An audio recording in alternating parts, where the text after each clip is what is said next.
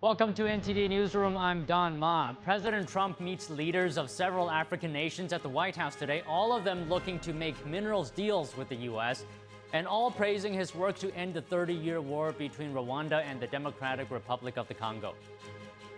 Breaking news on the deadly flooding in Texas. Authorities have confirmed at least 119 deaths across 6 counties. A desperate search is underway with more than 160 still missing in Kerr County alone. And in New Mexico, heavy rains flooded the southern part of the state, killing at least 3 people. We have the latest. A new White House report says import prices dropped despite President Trump's tariff policy. We discussed this with an economist. Harvard University is on notice today to comply with the Trump administration's non-discriminatory policies or possibly lose its accreditation. What is America's current level of reliance on pharmaceutical ingredients from China? What would happen to hospitals, pharmacies, and patients if China suddenly restricted exports? We explore this topic. Russia reportedly breaks its own record for the largest drone attack on Ukraine. Moscow used over 700 drones, almost 50% more than in the previous record.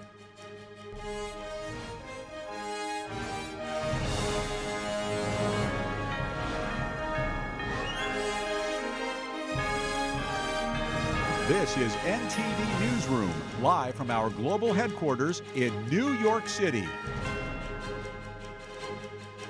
Good afternoon, and thanks for joining us. The death toll from the Texas floods has risen to at least 119. Over 160 are missing in the Kerr County area, including 5 Camp Mystic campers and 1 counselor. President Trump and the First Lady say they'll visit Texas on Friday. Authorities in the state are currently putting together a timeline of events to share with the public. Kerr County officials urged residents to shelter in place and to avoid areas of destruction. Here's the county sheriff. As of 8 a.m. this morning Central Time, there are 95 deceased. I'm going to kind of break down the numbers for you. On adults, there's 59, unidentified 14. Children, 36, unidentified 13.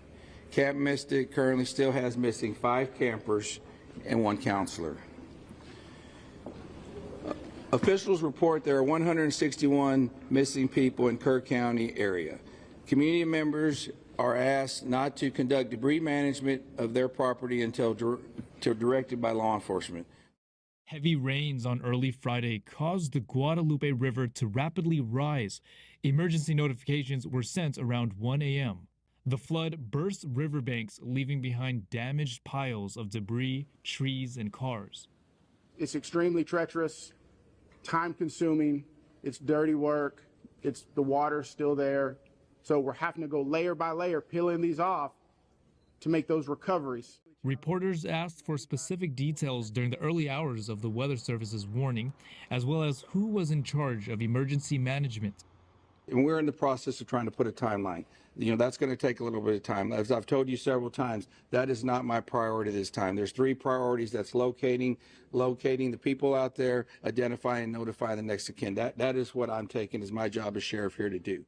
Some of the victims were spending their summer at Camp Mystic, a Christian summer camp for girls near the river's banks. The camp said they are mourning the loss of 27 campers and counselors. On Monday night, Kerrville Public Utility Board said it restored power to its remaining 3 largest outages in the West Kerr area. One survivor recounts his experience. We got 8 different alerts. The first one came at 1 o'clock in the morning. The second one came at 3 o'clock in the morning, and the rest, to be honest with you, I counted to see, but the rest, we were in the attic trying to survive at that point. The governor said they will continue search and rescue efforts.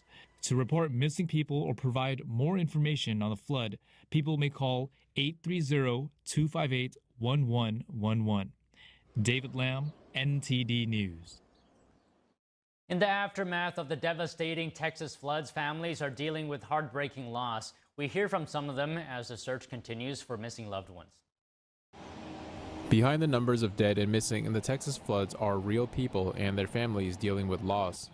Macedonio Olvera traveled from Oklahoma to Hunt, Texas after learning of his father's death. Olvera says the floodwaters rose so quickly that his father Jose, who worked and lived on the ranch property, had no time to escape. Truly, I don't know exactly how it happened, but the water rose to the top of the mountain so quickly that it didn't give time to do anything. His stepmother is still missing and the search for her continues. The family only has a vague idea of what happened after hearing from a witness. My stepmother, we haven't found her yet. We're still on that. We keep looking for her. I think they both left the house, but she slipped and he grabbed her. And from then on, they weren't seen anymore. There was another person who told us the story like that. Another family from Mexico have asked for support from Mexican authorities to find their loved ones. The Guadalupe River overflowed and dragged them away. This is what happened. It took their house, destroyed it, and the water washed away my nephew, his wife, and their 2-year-old son. Leonardo Rangel and his family were reported missing after the flood. Their older son survived. According to Mexican media, Rangel's family back in San Miguel de Allende learned about their disappearance through social media and WhatsApp. San Miguel de Allende's mayor Mauricio Trejo said Monday authorities were working to bring aid to families. Most of the deaths were in Kerr County and the county seat of Kerrville, a town of 25,000 residents. As search, rescue, and recovery efforts continue, Kerrville residents are trying to help the animals left behind. At a local pet shelter, 18-year-old college student Brooklyn Mosey with a black kitten in her arms. And it's been devastating, really. So I've been praying a lot for God to send me something. And then the other night, this little angel ran up to me, like just crying, straight up to me. She's home from college for summer vacation and initially volunteered to foster him, but ended up taking him home again. We are actually trying to find his parents. I'm not trying to steal him. But I do get to foster him now, and I have other cats at home who are loving cats who can make him feel comfortable as well. But he found the most loving home he could have, so I'm glad he did. Kerr County Animal Services employee Mike Wong has been helping animals in the region for 8 years. For him, this moment is unlike anything he's ever seen before. You see trailers and RVs and tiny homes and just everything. Big trees that have, 100-foot trees that have been here for 100 years or more, and they're all knocked over, bent over. Satellite images released on Tuesday show parts of central Texas and the Guadalupe River before and after deadly floods swept the region. Texas Governor Greg Abbott said Tuesday the bodies of 94 flood victims, about a third of them children, have been recovered in Kerr County alone. A Texas-based cloud seeding company says it's facing threats and harassment following devastating floods in central Texas. The CEO of Rainmaker Technology says the company is being falsely blamed for causing the floods, even though their operation was over 150 miles away and days earlier. He insists the rainmaking effort was small, brief, and stopped immediately once forecasters saw more moisture moving in from the Gulf. Rainmaker has paused all operations in Texas while offering support to flood victims. Torrential rains triggered flash floods in New Mexico that killed at least 3 people, including 2 young children. In the resort village of Ruidoso, dozens were trapped in homes and vehicles. Here are the details. There's a car. Major flooding in the New Mexico mountain village of Ruidoso. Emergency responders carried out dozens of rescues after floods swept through the community. A time-lapse camera captured the dramatic rise of the Rio Ruidoso Tuesday afternoon. Local artist Caitlin Carpenter sought shelter in a riverside brewery. Then she saw something unbelievable. Her friend's home floating down the river. Luckily, there was no one home. Carpenter said her friend doesn't stay there during flood season. Carpenter herself lost her art studio to flooding last year. As night fell, crews combed through debris for the missing and cleared roads choked with mud and stranded vehicles. 3 shelters have opened in Ruidoso for people who could not return home. Matt DeMaria, a meteorologist with the National Weather Service in Albuquerque, said one of the reasons the floods were so bad was because storms dumped rain on land that was badly burned by wildfires last year. Burn scars from the 2024 South Fork and Salt fires prevented the soil from absorbing the rain, sending a rush of water downhill. Early measurements show the Rio Ruidoso crested at over 20 feet. If confirmed, that would be a record high. More on trade. Trump yesterday announced there will be a 50% tariff on imported copper. The aim is to boost U.S. production of a metal critical for electric vehicles, military hardware, the power grid, and many consumer goods. Ones we did steel, as you know, they're 50%. We did aluminum, 50%. Lumber just came out. Why don't you announce copper? And we did cars. and now today we're doing copper. U.S. COMEX copper futures jumped more than 10% after the announcement. Trump did not say when the tariff would take effect. The Trump administration announced a so-called Section 232 investigation into U.S. imports of copper in February. The tariff is expected to significantly affect Chile, Canada, and Mexico. Those three countries ranked as the largest suppliers of copper to the U.S. last year. Pharmaceuticals will also be targeted. President Trump said yesterday he will impose tariffs of up to 200% on pharmaceutical products imported into the U.S. Trump told a cabinet meeting the tariffs will be revealed very soon, but they will not take effect immediately. The Commerce Department launched an investigation in April to determine the security implications of importing pharmaceutical products and their ingredients. Commerce Secretary Howard Lutnick said yesterday that the probe is still ongoing. Lutnick says more details on pharmaceutical tariffs will be released by the end of the month. The European Union is focused on reaching a trade deal with the U.S. Commission President Ursula von der Leyen said today the EU is working closely with President Trump's administration. Meanwhile, German Chancellor Friedrich Merz says he is optimistic the EU can come to an agreement with the U.S. by the end of this month at the latest. This is above all in the interest of our export-orientated economy. This applies to the chemical industry, the pharmaceutical industry, and the mechanical engineering industry. It applies to the automotive industry, the steel industry, and the aluminium industry. There is a lot at stake here. We do prefer a negotiated solution. This is why we're working closely with the U.S. administration to get an agreement. And I had a good exchange with President Trump earlier this week to help move things forward. We're looking for a reliable framework from which we can keep building our common trade. Von der Leyen called the scale and scope of tariffs imposed on the EU by the U.S. this year unprecedented. The European leader vowed that the EU will stick to their principles and defend their interests. Von der Leyen says they will continue the work in good faith and get prepared for all scenarios. Meanwhile, a new report from the White House, or the White House Council of Economic Advisors, found that prices for imported goods have dropped in the first 5 months of the year, even though overall goods prices have risen in the same period, challenging the notion that President Donald Trump's tariff policies are fueling higher inflation. Joining us now to discuss is Lydia Mashburn-Newman, economist, managing director of monetary economics at the American Institute for Economic Research. Good afternoon, Lydia. So your thoughts on this report? Does it contradict the idea that tariffs raise costs for consumers? Yeah, so the report has been interesting. It seems a little bit like the data is being selectively chosen, but it is true. Tariffs at the end of the day typically are not inflationary, so we wouldn't necessarily see it to be a general rise in prices, which is one definition of inflation. What we would expect to see is a one-time price increase on those goods on which a tariff has been imposed.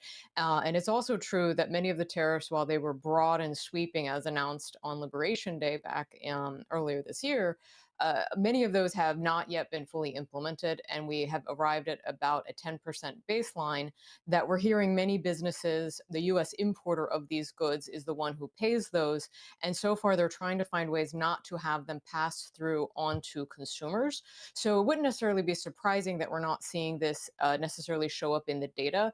It'll be interesting to see what happens as we move to the August 1st deadline with these larger, broader tariffs that are likely to be imposed at that time that we had been expecting to be implemented today.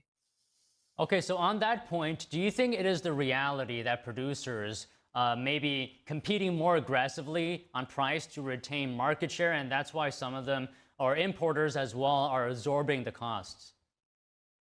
Yeah, so a lot of businesses are very well experienced, unfortunately, with how to deal with price increases and their consumers. They had a recent experience with the large inflation that we had back in 2022. So they know how far they can push their consumer with a price increase. And many of them think that the consumers are already sort of at their limit.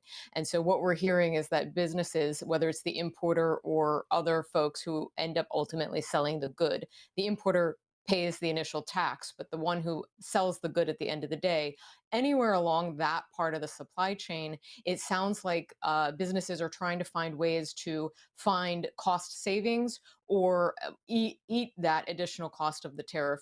And they're also waiting to see what the tariff actually looks like, because not all tariffs have been fully implemented yet.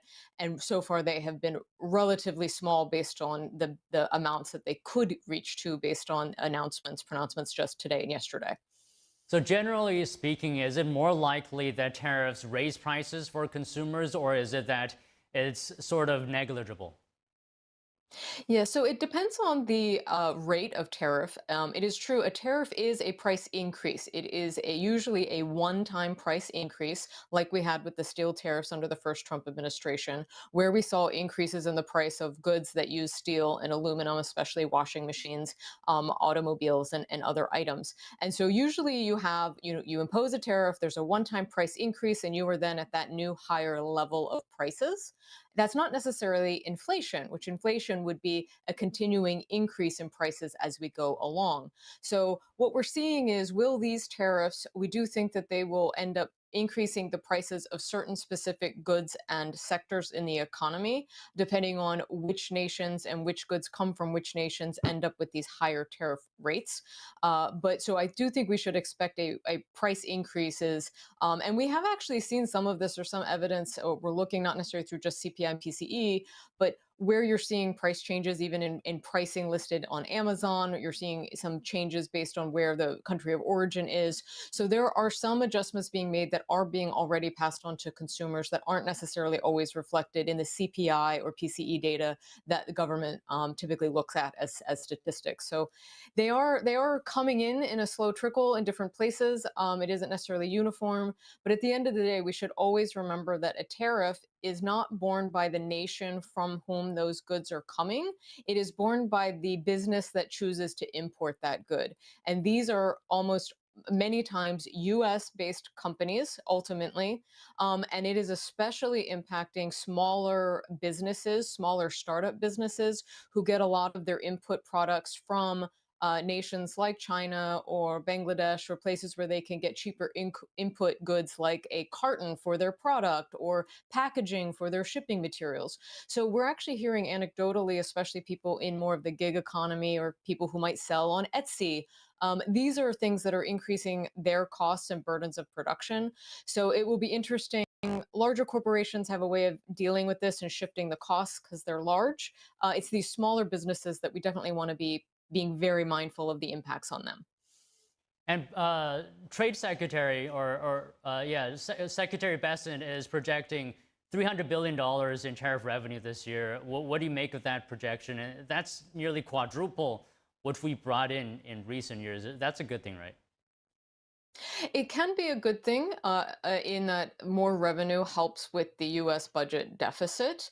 However, that is ultimately being borne by the U.S. consumer. So we're basically just increasing taxes on the U.S., even though we're calling it a tax on another country. It is the U.S. that ends up paying these.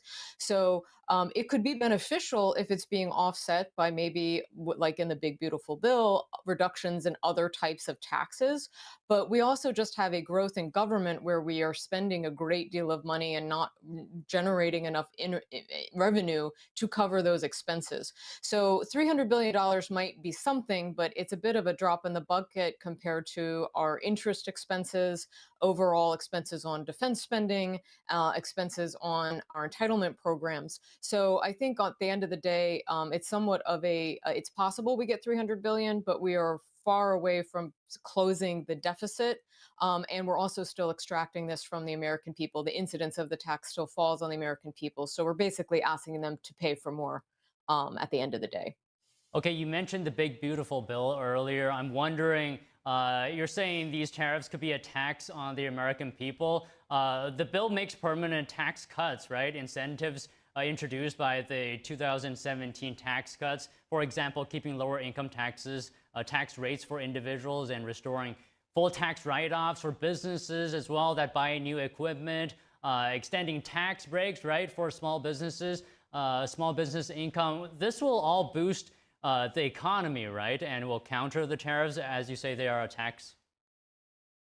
So some of the provisions I think could be quite healthy in terms of reducing a tax burden on certain sectors of the economy. As you mentioned, the standard tax deduction that most people who file their income taxes, they are not only getting an extension of what they had, which was a higher level of basic exemption of income they don't have to pay taxes on. That amount has increased a bit for both individual filers as well as those filing jointly. And so this is good in the sense that it is extending the tax cuts further and improving those tax cuts. Some of this, though, is what was already expected. Most people weren't expecting a big tax hike when these expired. So the juice, so to speak, from that level of tax relief might not be as great as it would be if we were moving from, say, a higher tax rate than where we have been up to now.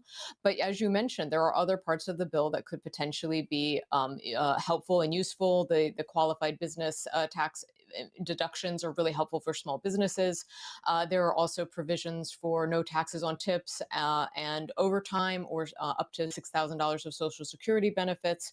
The first two of those, though, are temporary. They only last till 2028, so it will be a relatively brief period.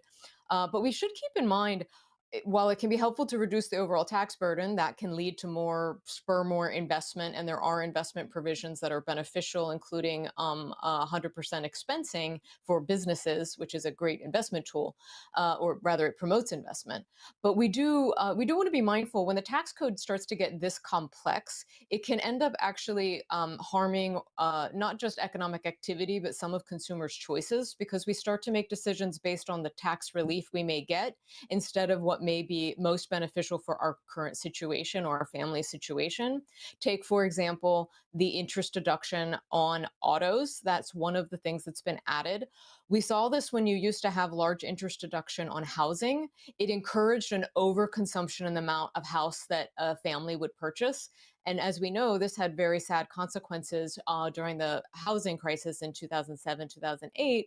And so I would be concerned that this tax deduction on auto interest might push people into more car than they would really otherwise take on, more debt than they would otherwise take on to furnish their car.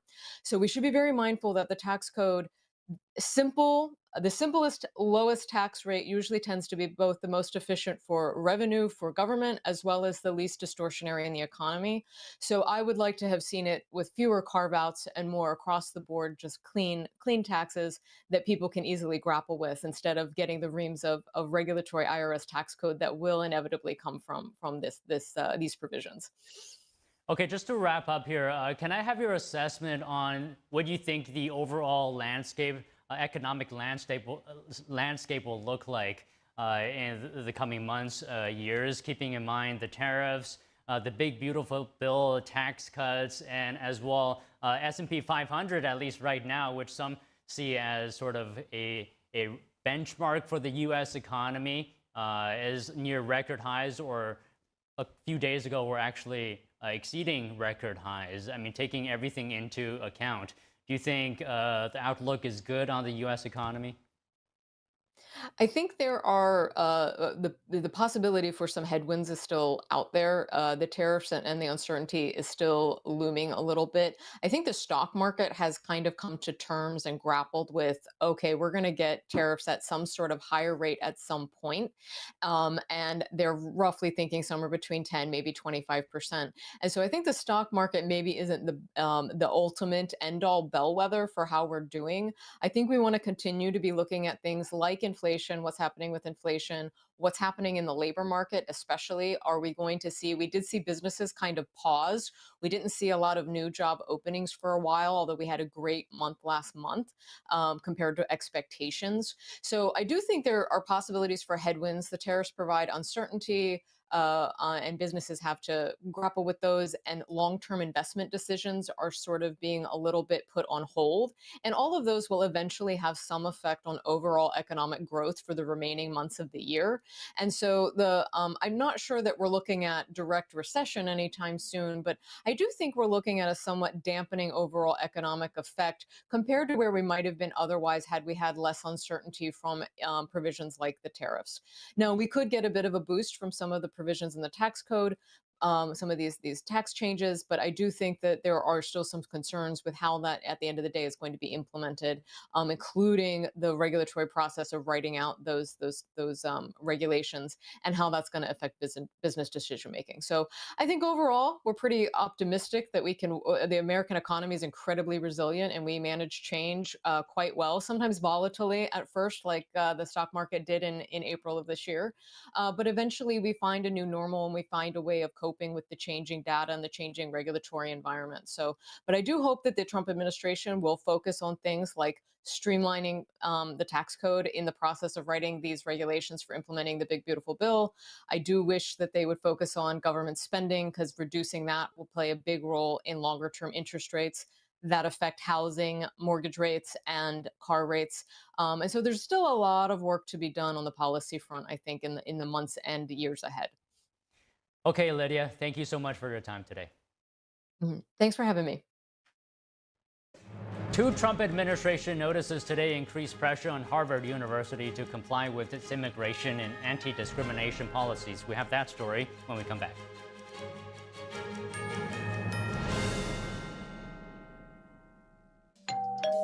Hi, I'm Ty Pennington, here for Choice Home Warranty. They protect my home from expensive repairs, and they can do the same for you. No matter if it's your refrigerator, plumbing, or more than 20 other home systems and appliances, Choice Home Warranty has saved millions of homeowners a whole lot of money. For a low monthly fee, you get their nationwide network of trusted local technicians with plans that cover repairs and replacements done quickly and the right way. No more headaches searching for technicians. No more budget-breaking chaos. Just a peace of mind of having Choice Home Warranty at your service. Call Choice Home Warranty now and save big with their special offer of your first month free and free limited roof coverage. Call now. Call Choice Home Warranty for your free personalized quote and to get your first month free. Call in the next 5 minutes, and as our special offer, you'll receive free limited roof coverage. Call now to lock in your rate and save big. Call 800-210-6422, 800-210-6422. What if you could whiten your teeth by simply brushing your teeth? Now you can with Smile Actives, the teeth whitening breakthrough that safely gets your teeth white and keeps them white every day, just by brushing your teeth. I never thought that whitening my teeth could be so easy. I just put the gel on the brush, the toothpaste on it, brush, and I can see my white teeth. Simply add Smile Actives to any toothpaste, and our patented PolyClean technology activates into a powerful microfoam that penetrates into the enamel surface to safely lift and remove stains. You need a simple way to whiten your teeth, without strips, without trays, without going to the dentist. And it was about time that a product was developed that you would be able to do that with just brushing. And now Smile Actives is even better with new Pro Whitening Gel with 33% greater whitening power, clinically shown to whiten teeth faster, up to 8 shades. 100% of users saw whiter teeth. On food stains, coffee and wine stains, even on veneers, crowns, and dentures. I eat the blueberries, I drink the coffee, and I know that Smile Actives will keep my teeth white every day. If you could use something so easy like Smile Actives to take yellow teeth to white teeth, why wouldn't you? Why spend hundreds of dollars for whitening treatments at the dentist when now you can whiten your teeth with new Smile Actives Pro Whitening Gel every time you brush your teeth? Call or go to smileactives.com and for a limited time get new Pro Whitening Gel for just $24.95. Order in the next 5 minutes and buy one get one absolutely free for just $24.95. That's 2 for 1 and save 58%. We'll even include free shipping. Get your teeth whiter guaranteed or return it within 60 days for your money back. I smile every day now. The difference is literally night and day. So now I'm always smiling, always choosing, because now my teeth are much whiter. This offer is not available in stores, so call or click now before the special buy one get one free offer goes away.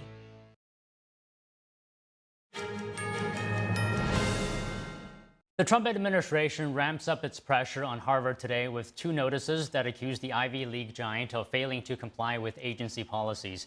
One notice questions whether the university meets accreditation standards. NTD's Arlene Richards reports. 3 federal agencies on Wednesday are seeking compliance from Harvard. First, the Departments of Education and Health and Human Services notified Harvard's accrediting commission that the university has violated federal anti-discrimination laws. The notice, sent to the New England Commission of Higher Education, warns that Harvard may be at risk of losing its accreditation. Having an official accreditation indicates the education provided by a school meets a certain standard of quality. Harvard is considered to be America's top Ivy League school.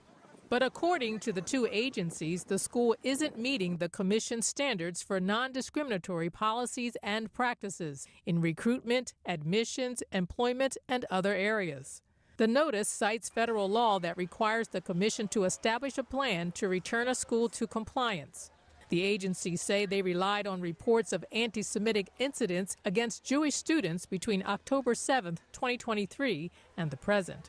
In other agency action on Wednesday, the Department of Homeland Security notified Harvard of its plan to legally order the release of the school's student exchange program records. In a letter to Harvard, DHS said it would send administrative subpoenas due to the school's repeated refusal to comply with previous requests. They're seeking information about the misconduct of foreign students on its campus, including criminal charges. Refusing to comply with an administrative subpoena carries heavy consequences, including civil penalties, criminal charges, and termination of Harvard's student exchange program. Arlene Richards, NTD News. The Trump administration is suing the California Department of Education. The Justice Department says allowing transgender athletes to compete on girls' sports teams violates federal law. The move escalates an ongoing battle between the administration and California. The DOJ lawsuit says California's transgender athlete policies violate Title IX. That federal law bans discrimination in education based on sex. The department says California's rules, quote, are not only illegal, but unfair and also demeaning. Earlier this year, the Education Department under Trump launched an investigation into California's policies. The department gave California 10 days last month to agree to change the policies, but the state refused. Turning to border enforcement, Mayor Karen Bass says Los Angeles is joining a lawsuit against the Trump administration. The suit challenges what it describes as unlawful tactics used for immigration enforcement. Bass yesterday accused the federal government of, quote, pressing the envelope to see how far the American public will tolerate the federal seizure of power.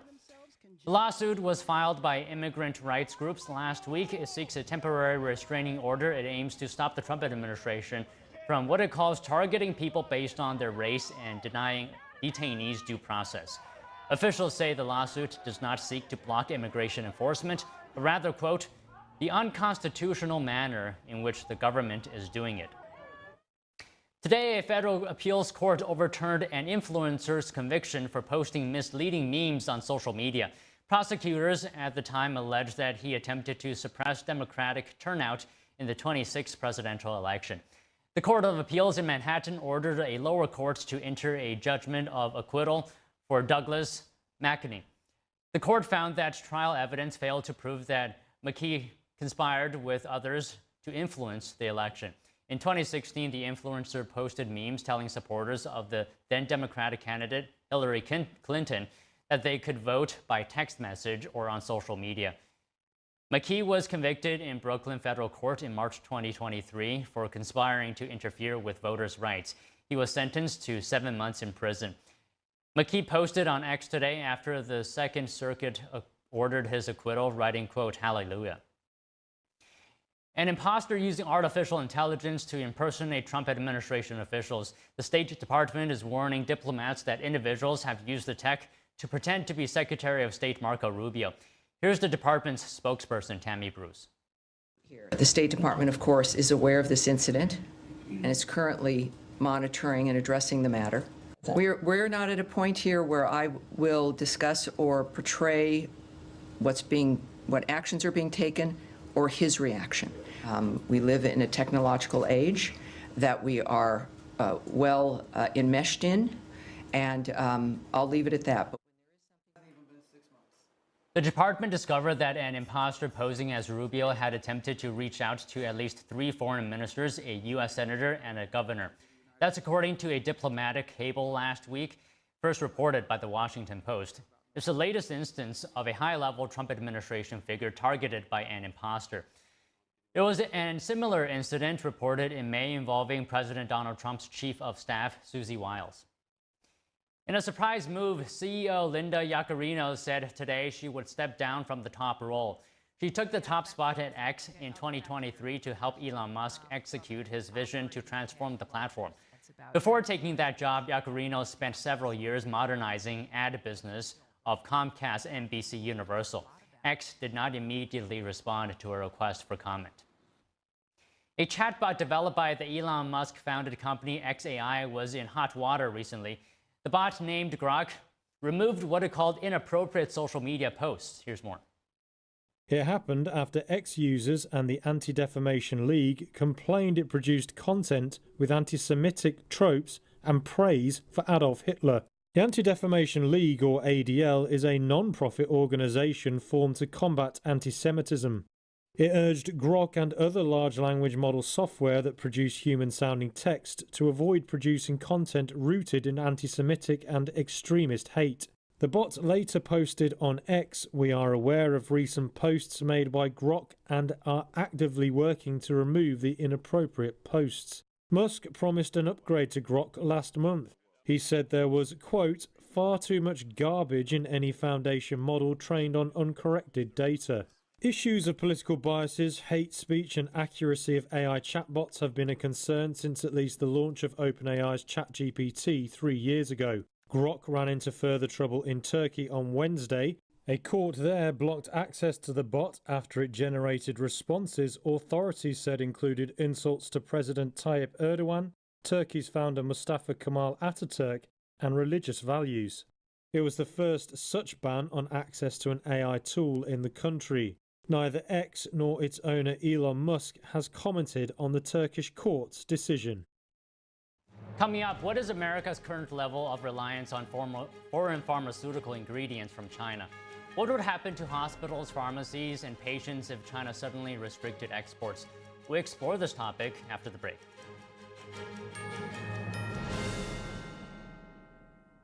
All throughout your home, appliances and systems just wait for the worst time to break down and leave you with expensive repairs. Unless you have a plan from Choice Home Warranty. All home appliances and systems have a breakdown clock, and when it expires, it will cost hundreds and potentially even thousands of dollars to fix or replace. That's why every homeowner should have a plan with Choice Home Warranty, like I do. For a low monthly fee, a Choice Home Warranty plan will cover your heating, air conditioning, plumbing, appliances, and more. Don't let an unexpected repair wreck your budget. With Choice Home Warranty, that covered repair is fixed or replaced for you. Choice Home Warranty has been a great company to work with, and they've taken care of us. I would suggest anybody who lives in a home not to be in a home without them. Avoid the ticking clock of home appliances and systems breaking down with a plan from Choice Home Warranty. Call now to get your first month free. Call in the next 10 minutes and we'll give you $120 off your first year of coverage. That's $200 in total savings. With a nationwide network of over 25,000 technicians, I don't worry about how my next breakdown will be handled. With a click of a button, my claim is filed, and Choice Home Warranty starts the clock. They do the legwork, hiring the right technician and handling the cost of covered repairs and replacements. And check this out. For a limited time, you can get 1 month of coverage free. Did you hear me? Free. You can't beat that deal with a sledgehammer. But hurry, this offer is ticking away. Once the clock hits zero, poof, it's gone. Don't fear the breakdown clock. Get a plan from Choice Home Warranty and get round-the-clock money-saving protection you can count on. Call in the next 10 minutes and we'll give you $120 off your first year of coverage, plus get your first month free. This offer won't last long. Get your home protected. Call now. Don't wait for an appliance or system to break down. Call before that happens. Call 800-983-3523. 800-983-3523. That first time seeing my son, I feel like my life did a 180. I was already trying to change my perspective of life and really just be a father figure that I never had. Being present is the most important part. I'm still growing every day, becoming a better version of myself, to be the better mirror for my son. I mean, he's just growing. He's becoming his own person. Man, at first I saw him dance, bro, he brings the vibes, you know what I'm saying? He brings the party no matter what.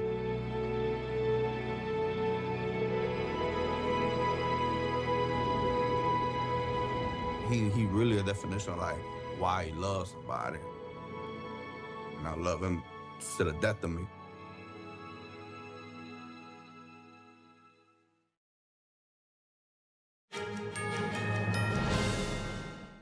The Trump administration has launched an investigation into the effects of importing semiconductors and pharmaceutical products on national security. Joining us now to discuss is Gerard Filitti, attorney specializing in national security law and policy and counterterrorism. Good afternoon, Gerard. So how would you characterize the scale of America's reliance right now on foreign pharmaceutical ingredients, for example, from China? The reliance is massive. Over 70% of the active ingredients in pharmaceuticals are imported, a lot from China, some from India as well. But this is significant reliance that if these sources were cut off, we would have a very tough time producing a lot of life-changing and very much essential medicine that we all currently need and rely on. So the reliance on foreign imports of medicine has been substantial and has increased over the years to the point that we do not have the domestic capacity to make these active ingredients that go into the finished product. What would China's ability to, potentially weaponize the pharmaceutical supply chain look like in the real world? Well, in the real world, the biggest issue of weaponization is cutting off supply. We're not so much worried about the quality of the goods, their product control aspects that go into the final goods. But with the absence of these products, then there would be a lack of medicine. And when you go to the pharmacy, you would not be able to receive your blood pressure medication. You would not have your heart pills. You would not have your cholesterol medicine and other life essential medications. So the impact here of having these controlled by the communist Chinese government is if they turn off the tap, ordinary Americans who rely on these medications to maintain their lives, they would suffer. Okay, but what would you say is the likelihood of that scenario? Would that ever happen? Well, the likelihood of that would be if there is conflict, especially if there is conflict with Taiwan, if the United States were to involve itself in order to protect our ally Taiwan. We could see China not just threatening, but actually implementing these sorts of export bans that would prevent medicine from reaching customers in America, along with other goods like semiconductors, which America relies on from Taiwan to a very significant degree. So ultimately, this is a concern. The reason why we are concerned is that Chinese communist control of these sources means that we would be hard-pressed to come to the defense of our ally, to the defense of Taiwan, should China want to exert itself in the theater. So President Trump has proposed tariffs of up to 200% on pharmaceutical imports. In your view, would this be a deterrent from reliance on foreign pharmaceuticals? The view is, yes, this would be a deterrent from reliance on Chinese pharmaceuticals, but combined with the Chips and Science Act that's already been taking effect, this is retooling American production. We are restarting to redevelop a lot of these products, these medicines in the United States, mostly for semiconductors, but also in medicine. This is something that's much necessary. So I think the effect of these tariffs is to re-educate American businesses that there needs to be a supply chain, a production chain within the United States or from close allies that would not be dependent on the Chinese Communist government for its goodwill to continue producing these and supplying us in case of war or other economic disaster. How far away are we from an American pharmaceutical supply chain? Is that possible entirely? It's possible. We've certainly done it before, and we have the tools and technology to do it. But with everything else, there's been a regulatory scheme in the United States that's made it much more expensive to produce these goods in the U.S. than to outsource manufacturing to China, to India, to other countries. So the ability is certainly here to do it. It would take multiple months to several years to have the full capacity to produce in the United States what we are relying on the communist Chinese government for, but it is certainly possible, and we've already seen companies starting at some products to bring back production of some pharmaceuticals. And Gerard, I'd like to talk about semiconductors as well. What is the level of reliance on semiconductors from Taiwan? It's beyond significant. Over 90% of advanced logic chips are manufactured in Taiwan. These are the chips that go into our telecommunications, into our military hardware, into essential electronic devices that our government and our military rely on and need to continue to rely on in case of war. But that's also in consumer goods, everything from the cell phones that you have in your pocket to the operating of trains and mass transit. So cutting off this supply would be devastating to the United States in the event of Chinese communist attempts to take Taiwan. And this is one more reason why President Trump is looking into the situation, looking to impose tariffs, and looking to bring back to the United States a lot of this production. Remember, this is a relatively new phenomenon. Up until 20-something years ago, we were the world's leading producer of these chips. But with exporting and outsourcing, we've allowed Taiwan and other countries to take over American companies and move manufacturing and redevelop manufacturing there. So bringing back production to the United States is top of Trump's agenda, and we're seeing him starting to do that. So on semiconductors specifically, can you help us understand the impact? Can you help our viewers understand just how everyday American life would be like, if that was cut off, like healthcare, consumer tech, military systems? Well, everything is a microchip these days. Everything from your phone to your computer to going to the hospital, having your blood pressure taken by a machine, having surgery performed. We rely on computers, basically, with semiconductors and chips that are made almost exclusively overseas. So that affects the ability of Americans to continue living their normal lives. Even worse is military. It's the effect on our national security, on everything from our spy satellites to our planes, to the ability to fly our planes and repair them if they're damaged, to conduct the kinetic warfare. All of this would be impacted by supply chain disruption. But worse than that, with semiconductors and chips especially, we're seeing an increase in the attempts by foreign powers to add things to these chips, to hack them essentially, to be able to control or to shut down finished products, to kill the device in your pocket and make it impossible to communicate. So our reliance on, for example, the Chinese Communist government and consumer goods, and our reliance on Taiwan for semiconductors makes us essentially hostage to a world phenomenon. If there is a war, if there is another significant dislocation, it makes our electronic devices stop functioning. Okay, if America wants to be independent on semiconductors, does that mean, correct me if I'm wrong, does that mean that the U.S. would have to be, U.S. companies have to be more advanced in producing semiconductors like 3 nanometer that TSMC can make? Does the U.S. have to surpass TSMC essentially? Well, the U.S. does not necessarily have to surpass it. We certainly have the technical means to do that. We certainly have the technology. A lot of these products were invented in American labs. A lot of these products were developed in America under American patent, and they're being copied or imitated or exported overseas. We have the technical know-how. What's been difficult in the last 20 to 30 years is doing the math. It's very expensive to produce these in the United States. This is why we've become so heavily reliant on Taiwan and on other countries for this. This is why in America we don't mine rare earth metals as much as we can, because it's cheaper to rely on foreign sources. And this cost of doing it in the United States is what's led to our dependence on foreign sources. We have the technology, we have the know-how, we just need to be able to afford to do it domestically.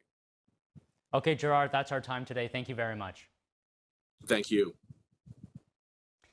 Coming up, President Trump meets leaders of several African nations at the White House today, all of them looking to make minerals deals with the U.S. and all praising his work to end the 30-year war between Rwanda and the Democratic Republic of the Congo. Stay tuned.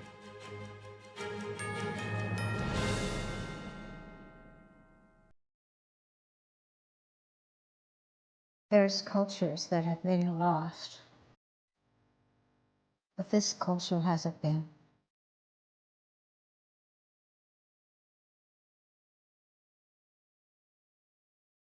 The artist is showing us our sense of who we are, where we came from.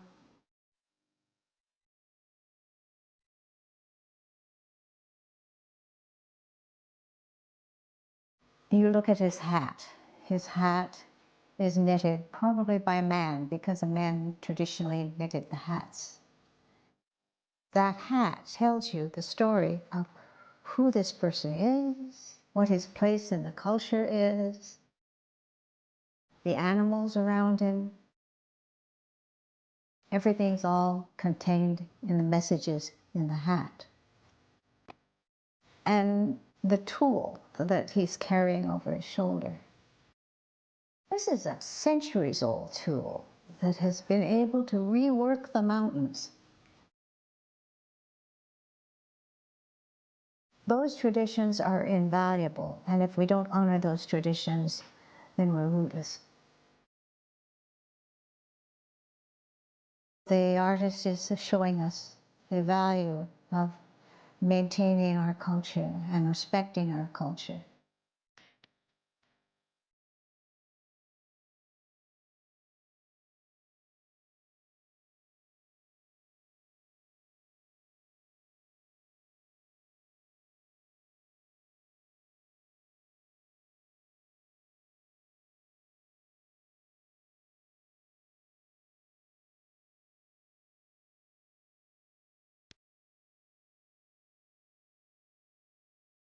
To celebrate our newest launch, Rev 7, I'm bringing you an amazing introductory offer, plus an exclusive overstock sale that you're not going to want to miss.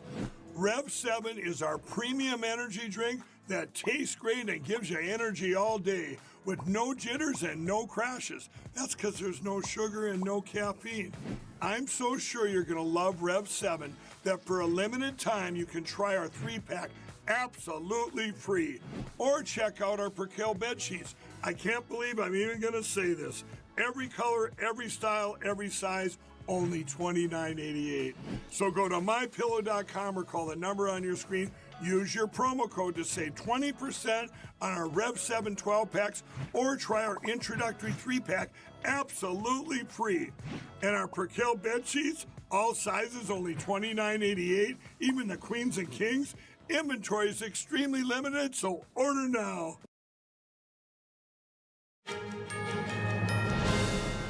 Leaders from several African nations are in Washington meeting with President Trump, all of them praising Trump's efforts to end the Congo-Rwanda conflict, but also to seek investment. NTD's Washington correspondent Jack Bradley joins us now live. Jack, good afternoon. First off, what trade deals are these countries looking to make? Good afternoon, Don. Well, what they're looking for is U.S. investment, particularly in the areas of rare earth, critical minerals, which many of these countries' leaders claim to have abundant supplies of. Regarding the investment, though, from the U.S., this is a major change that the Trump administration is saying from previous years and previous administrations, where they're changing from a policy of aid to trade. And that's giving out humanitarian aid in the form of USAID, which was recently cut down by the Trump administration. They're no longer able to give out funding. And instead, they're looking to have U.S. companies come in and invest, get out these rare earth minerals. And they're very important to get these critical minerals because rare earths and criticals go into many of our semiconductors and electronics, which make our everyday appliances, medical equipment, and things like our military weapon systems. So very important things to invest in here. The leaders from these countries included Liberia, Senegal, Gabon, Mauritania, and Guinea. And they were all very eager to partner with the U.S. And this comes as they face the investment from the Chinese Communist Party. The U.S. has for a long time neglected investment in this area, according to President Trump. And meanwhile, the Chinese Communist Party has been opening up its Belt and Road Initiative infrastructure projects in this region, bringing in a lot of projects like ports and dams, but doubling as military installations into them. These African countries are looking for this investment, whoever it comes from. But when it comes from the CCP, they're saddled with billions of dollars in debt. So then the CCP takes over these projects. So there's an obvious interest from these African countries to partner with the U.S. But if the U.S. doesn't step up, then they're obviously going to have to just take what they're given. Here are the presidents from those countries earlier today. Let's take a look. We also have raw materials, minerals, rare earths. We are not poor countries. We are rich countries when it comes to raw materials, but we need partners to support us and help us develop those resources with win-win partnerships. There is maritime piracy in that area, and we want to work together to stabilize it. You said you had the best equipment, the best military equipment, and that's what we'd like to have. You are welcome to come and invest. Otherwise, other countries might come instead of you. So we want to encourage American involvement in the investment in Liberia. Yeah. We'd like to see that happen. Now, this comes along with many of these presidents praising President Trump for his efforts on peacemaking in the Congo-Rwanda war. This is a 30-year war resulting in over 7 million deaths. And President Trump brokering a deal to end that war. Both of the foreign ministers from Rwanda and Congo went to the State Department, met with Secretary of State Marco Rubio last month to sign a peace agreement moving towards a final peace deal, which will officially end this war. All of these presidents saying that, you can't do investment in these countries if there's no peace. And so brokering that deal was essential in terms of getting more investment there in that region. And also some saying that President Trump deserves the Nobel Peace Prize for doing that. And along with other peace efforts, like working towards bringing peace in the Russia-Ukraine war, working towards bringing peace in the Middle East between Israel and Iran, and successfully bringing a peace deal between India and Pakistan after a short but deadly war. Let's take a look at that. I also wanted to commend you for your commitment to peace throughout the world and the incredible diplomatic success that you had with the DRC, as my colleagues mentioned. You said that this put an end to a long war that claimed many lives, and thankfully, you were here to put an end to this 30-year war. A Nobel Peace Prize, while I don't see any problem with it, I think that President Trump deserves it for all the efforts that he's worked on. And he brought peace back in the SEAC region.